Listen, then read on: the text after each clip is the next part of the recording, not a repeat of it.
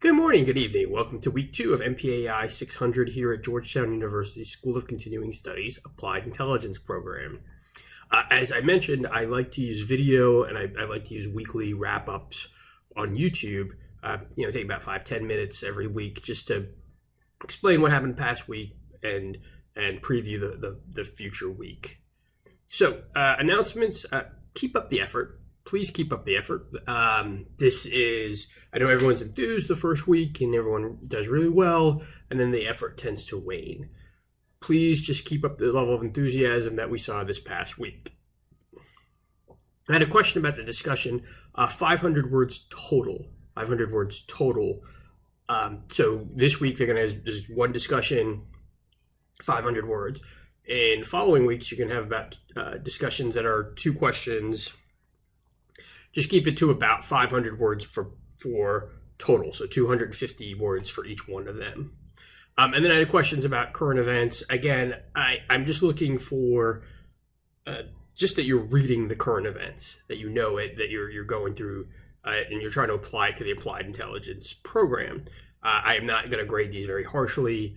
You can do it. You can split it up among your groups, where one person does one section, another person does one section, another person does one section every week, or one person does it this week, one person does it next week. However you want to do it is up to you.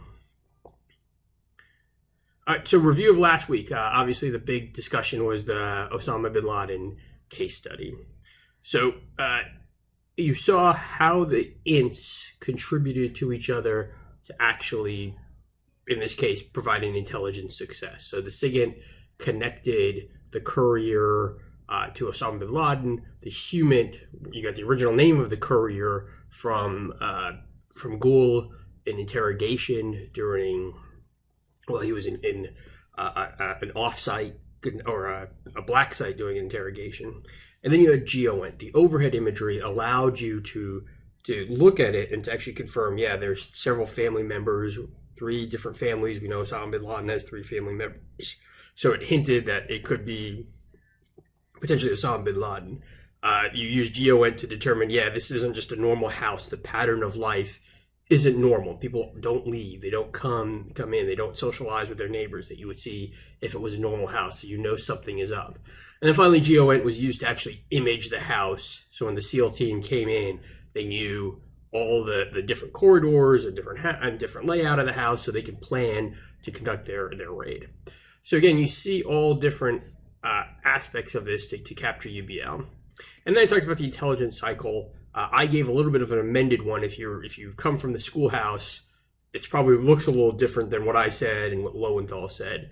I really emphasize I just come in with the political or the military decision makers at the end of that intelligence cycle, and he or she has to make a decision, and that is part of the intelligence cycle. Again, that's my opinion going forward. So week 2, collection strategy. All of you will be doing your collection strategy. It's due, you have the due dates.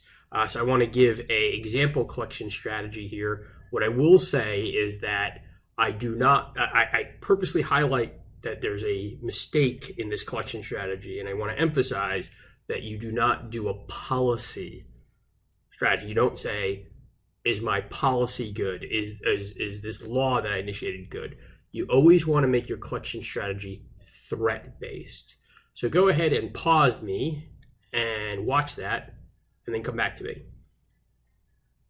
Okay, again, that collection strategy was very well written and had good requirements or good use of assets, but it was a policy base. Some of the questions were does our human smuggling around Denver laws, would they be effective in this? No. You want to ask the question, what is the nature of human smuggling in and around Denver or wherever they're looking at?